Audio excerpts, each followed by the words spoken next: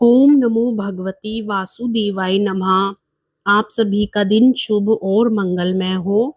भगवान कृष्ण और राधा रानी की कृपा आप सभी भक्तजनों पर बनी रहे।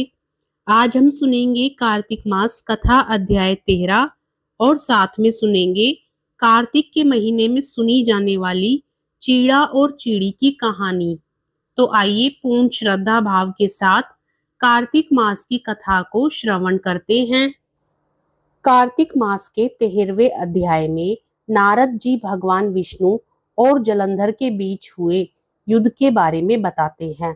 साथ ही बीच युद्ध में भगवान विष्णु जलंधर से प्रसन्न होकर वरदान भी दे देते हैं।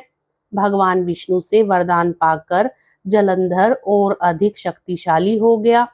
आइए विस्तार के साथ श्रवण करते हैं 13वें अध्याय को। विष्णु जी तथा जलंधर में घोर युद्ध हुआ। बाण वर्षा से आकाश मंडल ढक गया। तब विष्णु भगवान ने अपने बाणों से जलंधर की पताका, छत्र, धनुष तथा घोड़ों को काट दिया और जलंधर की छाती में एक बाण मारा।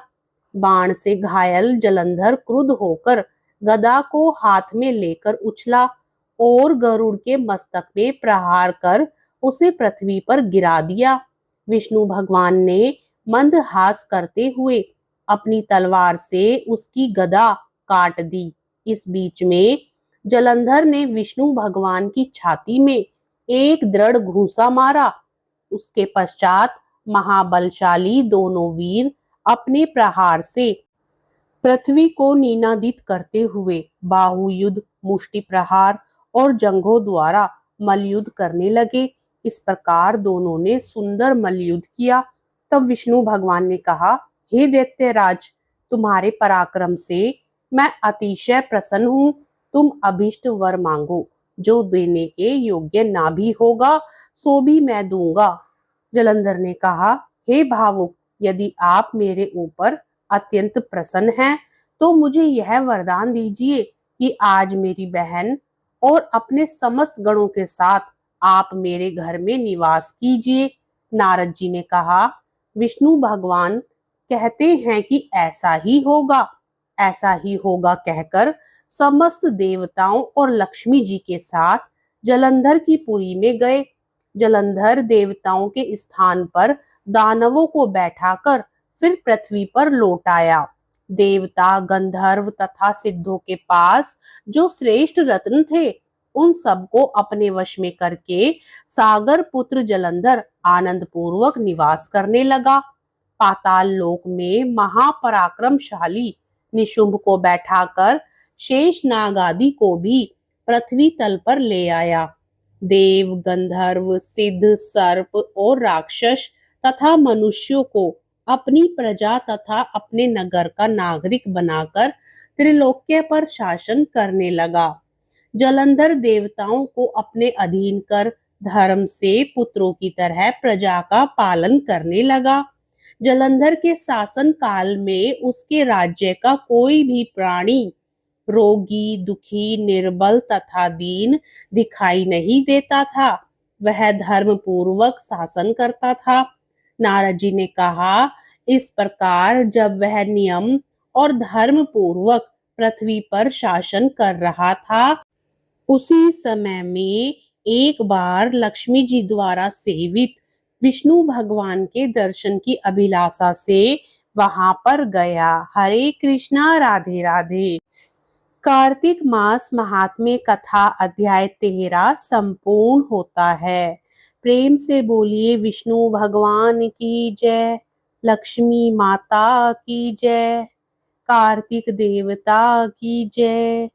हरे कृष्णा, हरे कृष्णा, कृष्णा कृष्णा, हरे हरे, श्री कृष्ण गोविंद हरे मुरारी, हे नाथ नारायण वासुदेवा।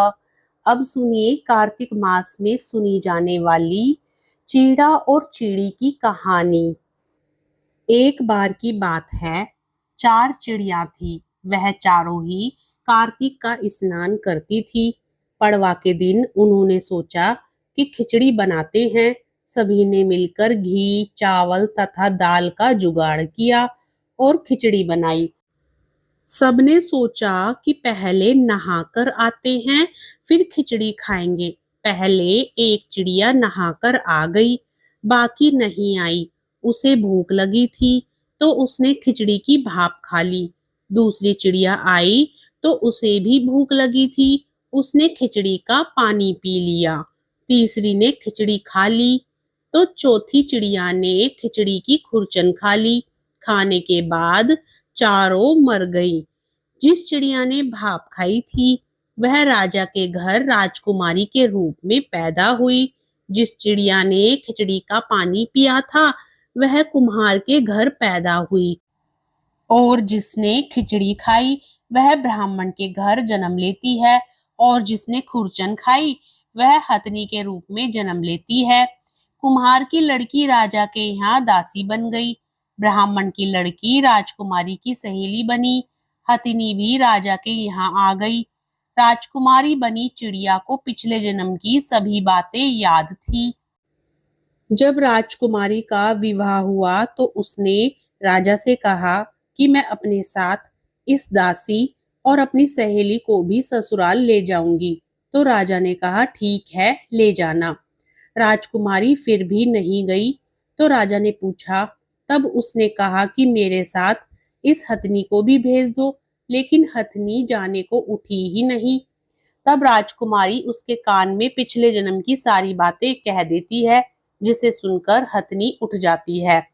राजा यह सब देख रहा था और उसने तलवार निकालकर राजकुमारी से कहा कि सच सच बता कि तू कौन है, नहीं तो मैं तेरा सिर काट दूंगा। राजकुमारी ने राजा को सभी बातें सच सच बता दी। पिछले जन्म की सभी बातें सुनकर राजा बोला कि यदि कार्तिक स्नान का इतना ही महत्व है, तब हम दोनों जोड़े से कार्तिक नहाकर दान पुण्य करेंगे। तो ये थी कार्तिक मास में सुनी जाने वाली चीड़ा और चीड़ी की कहानी। प्रेम से बोलिए श्री हरि विष्णु भगवान की जय, लक्ष्मी माता की जय। हरि ओम नमो नारायण, ओम नमो नारायण, हरि ओम नमो नारायण, हरि ओम नमो नारायण, हरि ओम नमो नारायण, ओम नमो नारायण, हरि ओम नमो नारायण, हरि ओम नमो नारायण।